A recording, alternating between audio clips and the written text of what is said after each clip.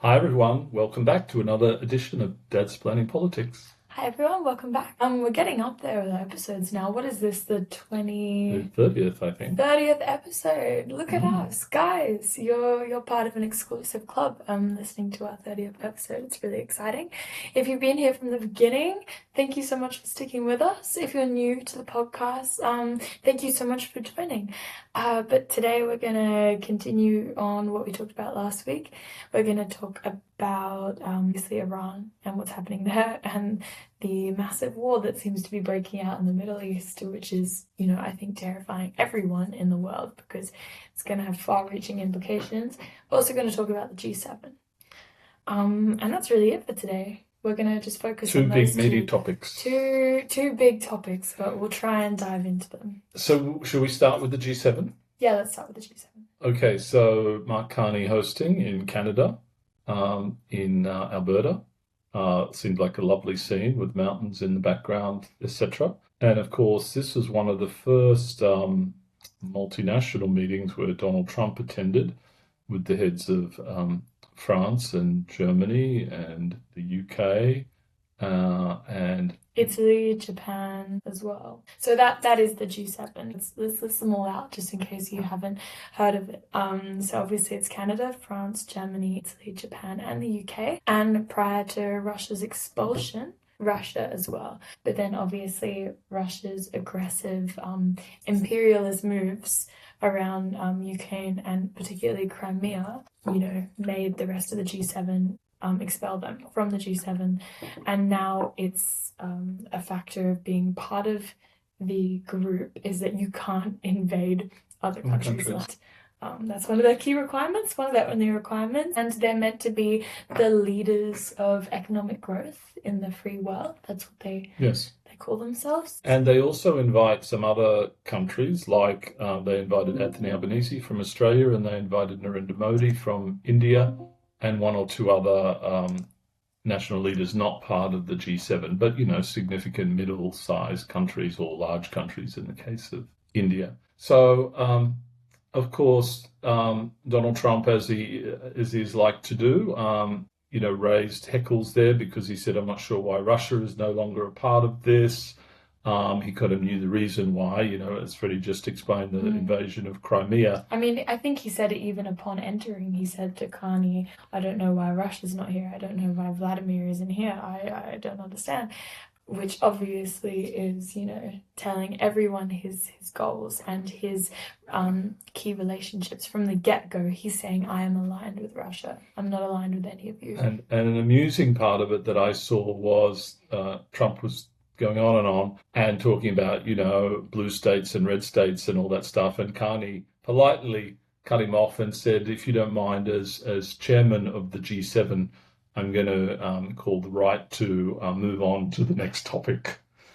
So he did it in a very diplomatic but somewhat forceful way. So I'm not sure whether Trump was a little miffed by that, but that was an interesting interlude. The other interesting thing I saw was Trump was sort of off keel a little bit. He, the whole free trade agreement with the UK, he was with Keir Starmer and he dropped all the papers on the floor, right? The agreement on the ground.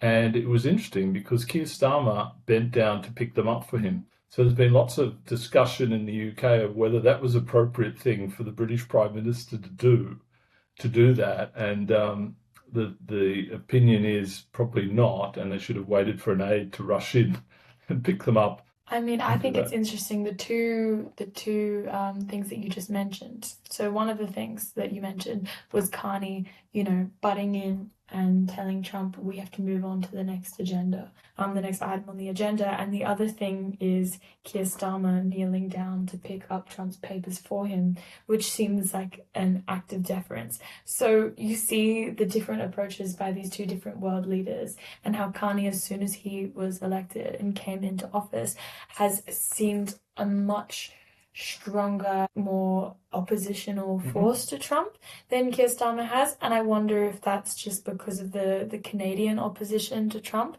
and the incredibly low approval ratings of Trump that are in Canada, or if that's simply because Canada is now looking to strengthen their relationships with other people, and the UK is still hoping to have a good relationship with the US. No, you're right, but I was putting myself in that position. It's an interesting human reaction because Keir Starmer's several decades younger than Trump, right? So if you put yourself in that position, do you bend down to pick up the papers, right? I mean, your natural human instinct would be to do that, to assist someone older than yourself.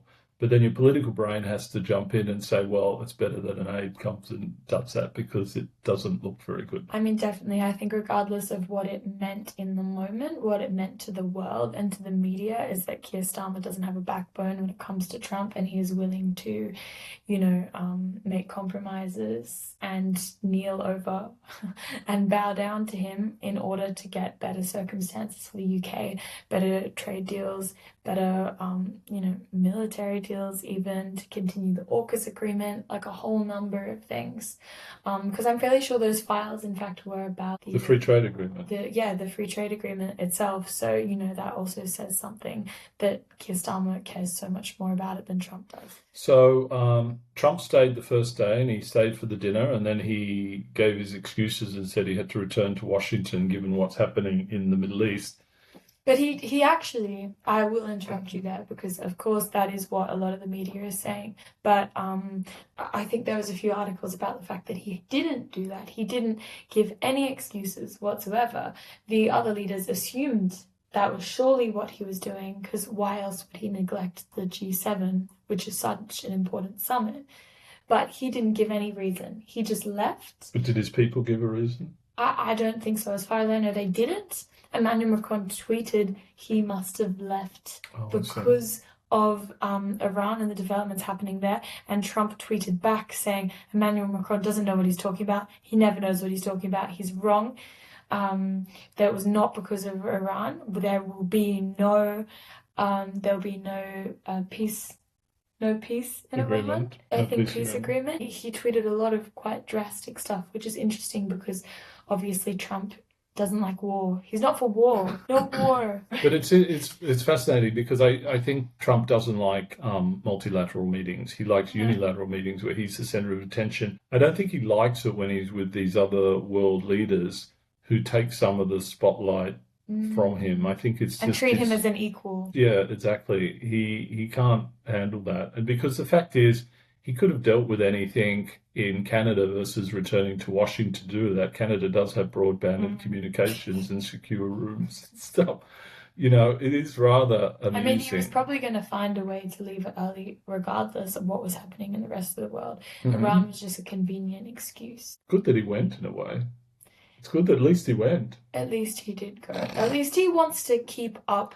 I think that's because he likes playing the part of a president, though. And I think he likes the drama and the glamour of going to an international meeting and having to go to Canada. Yes. And having to fly there and getting seen by people and going to meetings, etc. And he wants a photo ops. He wants to have a photo op with Keir Starmer kneeling on the ground in front of him. And then he wants to go back to his gaudy White House, all decked out in gold and glam, and not do any of the work. He just likes the look and the aesthetic of it all. And so he signed a communique, talking about trying to get a peace agreement. It seems like a sort of mediocre sort of communique to me because, it's really interesting as we now...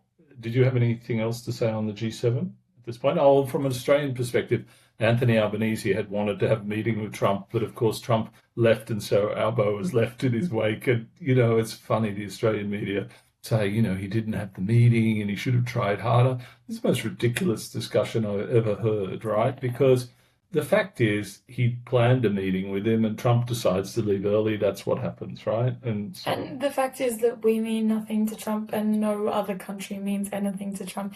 And it's nothing that Albert did wrong. It's just that Trump has other things on his mind. But yeah, our media tries to turn it into a whole political backlash against our Prime Minister when it's simply not that. It's simply just Trump. The chaos of the being Trump spontaneous. So let's move on to Israel's attacks on Iran and Iran's attacks on Israel as a result of this. Just a bit of background for those of you who haven't kept up with this. There was fears that Iran was close to having a nuclear bomb, and Israel has always said they're not going to We did go allow into that to this happen. in We the did last say that episode. last time. Yep. So Israel has attacked Iran and some of the nuclear sites and some of the places in Tehran, and they've killed quite a few military leaders and heads of the Secret Service in Iran, and it seems like they have air superiority over Iran at the moment. So I'm not entirely sure of all that as well, though. I think that's a narrative that's being pushed by the Trump administration. So I think we should be careful of what we say. But they seem to have a very effective air force, the Israelis. They seem to be able to do this stuff in a very effective way. And yes, there's been some missiles from Iran that have landed in Israel and killed people and caused damage and stuff, but not a huge impact compared to the Israeli impact in Iran. Look, I think we really have to wait and see. I think this is a bomb waiting to go off I think that yes, Israel's had a long time to plan their attack and their offensive on Iran. They've been planning this for a long time. This has been their one foreign policy really objective for the past 20 years or more, right? Iran is the threat that they hope to get rid of. And I mean, Iran is the threat that the world would ideally like to not exist, but it's not as simple as just attacking them with a few missiles and the problem goes away. That's true. And the interesting thing is perhaps they want as well regime change, because the fact is the regime in Iran, from all accounts, is very unpopular with the population of Iran. And so that could be part of it, that they would like regime change as well. And it'll be interesting whether that happens. And of course, Trump is now going onto Truth Socials, telling all the residents of Tehran to leave the city immediately. So the power of this is pretty incredible. Then you see lines of people leaving Tehran. It's a huge city, so it's not like people can evacuate overnight. And they said they knew where the Ayatollah was, the supreme leader of Iran. The Ayatollah. Yeah, so Ayatollah Ali Khamenei. So interesting. They're ratcheting up the pressure on Iran, and the whole talk is, will the US get involved? Because one of the bunkers in Iran is way underground, the nuclear bunkers, and the only piece of military equipment that can get so far underground, the bunkers where they store the missiles components, is a US incredible size bomb that the B-1 bomber would deliver. But the other thing that's super scary about this that I read about is there is a danger if they do that, there'll be a radioactive leak, and that will go into the Gulf, the water of the Gulf, and everyone in the Middle East uses that water for desalination, etc. So there is huge risk. I mean, look, I talked about this a bit last week as well. I talked about the fact that you would need a massive American-made bomb in order to destroy these missile storage centers and sites. And look, the US is now getting involved, and Trump is now openly saying that Ayatollah Ali Khamenei, I actually don't know how to say his name, is an easy target, which is a terrifying statement for him to be making, and he obviously has no idea what he's doing. Because when you think of Iran, you need to think about them in the context of the fact that they have supported most of the terrorism across the world for the past 20 years at least, right? Obviously, they've been supplying Hezbollah for a long time. They've been supplying Hamas in Palestine. They've been supplying Russia even with all the drones and a lot of the military that they've been using in Ukraine. They've been supplying a whole host of people for an incredibly long period of time. And so you have to think about the storage of weapons they have themselves and the missiles they have at hand. And I don't think it would be that surprising if they do have nuclear missiles or they're incredibly close to having them. So I think Trump saying something like their supreme leader is an easy target is incredibly dangerous, especially since about a week ago or so, Pete Hegseth, I'm pretty sure it was, he was saying the US has no part of this. the US has nothing to do with the Israeli strikes. We want to take ourselves out of the situation. And now Trump has completely flipped the script again, just to say that the Supreme Leader is an easy target. So look, we're going to see what happens. I think Trump has decided that he's undefeatable and cannot be harmed. We'll see what happens with that. But we'll see if something happens at all. Often there's a lot of bluster in the Trump playbook here. There's bluster in the Trump playbook, but the Iranians and the Israelis are not messing around. Well, they're not messing That's around. the problem here. It's like a toddler playing with a live gun. Yeah, or a firecracker. The toddler doesn't know what it's doing, but the weapon sure does. So we all just have to see what happens with that. I don't know if you have something more to add. Yeah, it's politically fascinating and super scary for the world. Particularly, I think Trump doesn't have a very experienced national security team. These people aren't sort of tried and tested over a lot of years. Fox News anchor as the defense secretary, etc. I mean, this is just scary stuff, right? Because you could make the wrong move and, for example, cause radioactive devastation across the Middle East, right? Which would be incredibly damaging. The world. Yeah, across the world. But this leakage of radioactive material. But I think it's also naive to think that one nuclear leak and one nuclear kind of incident would be restricted to just one nuclear incident. I think if we're getting to the point where America is sending incredibly massive bombs to destroy nuclear infrastructure and it's harming the Iranian people to such an extent that, radiation poisoning across the country, I don't think Iran would necessarily hold back on their own missiles. And we'd have to see what happens then. And then that's major escalation. That's end of the world type escalation. And I mean, I was telling my dad this earlier, there's been a lot of stuff on the internet recently of how to survive a nuclear apocalypse, etc., because it's starting to feel that we're getting close to that than we ever have before. What's it called? Well, those of you who are young and never got to it before, we had that many years ago, right? Yeah, when I was young, right? The same. And I think that you and your Cuban generation... Missile Crisis was very much... No, they were never going to actually do anything. That's why... No, I've gone... What do you mean, That's not an argument. You're just saying, That's not a valid argument. They weren't going to do anything. They made a mistake. They thought that the US wouldn't notice that they'd repositioned their missiles. As soon as the US noticed, they took them away. If they were actually confident about doing something with them, they would have left them there and done something, right? But as soon as the US said anything, they just wanted to use them as leverage. This is a different thing. That was leverage. That was power plays. This is revenge, anger, and real, the issue of national sovereignty and two big powers actively hurting each other and targeting each other.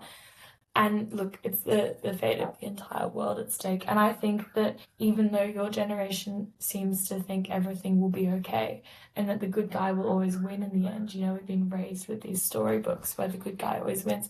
I don't think that's necessarily a certainty. No, that's a bit depressing, but those are my thoughts. Well, look, hopefully this nightmare scenario doesn't come to pass, and ideally, the nuclear capability of Iran is done away with. But it's interesting to think that any country who gets close to having nuclear capability, does the world have the right to bomb it? Right? Bomb that country, for example. Because think about when Israel got the nuclear bomb. Would that have given Iran the right to bomb Israel to stop them having the bomb? Well, that's the question. Why is it okay for some countries and not for others? I mean, obviously you could say an argument of racism, but you also have to acknowledge the fact that Iran is a lot less predictable and a lot more violent and aggressive than a lot of other countries that we have on the international front at the moment. So it's really a case-by-case basis. I really think you have to see. But it shows how dangerous nuclear weapons are and, armies in general, powerful armies, because administration may be stable and democratic one moment and the next turn into an autocratic regime like we're seeing across the world. So, you can't rely on any country to be stable and to make good choices. And you have to keep in the moment, you know? And then in the meantime, it's getting difficult to plan for the pilots to plan flight paths across the world, right? There's so many areas to avoid. It's becoming a little crazy, right? Yeah. If you think about Russia and the Middle East, etc., etc. So, anyway, great chatting with you, Freddie. Hope you've enjoyed this episode. Like us and tell your friends, and have a great week. Bye.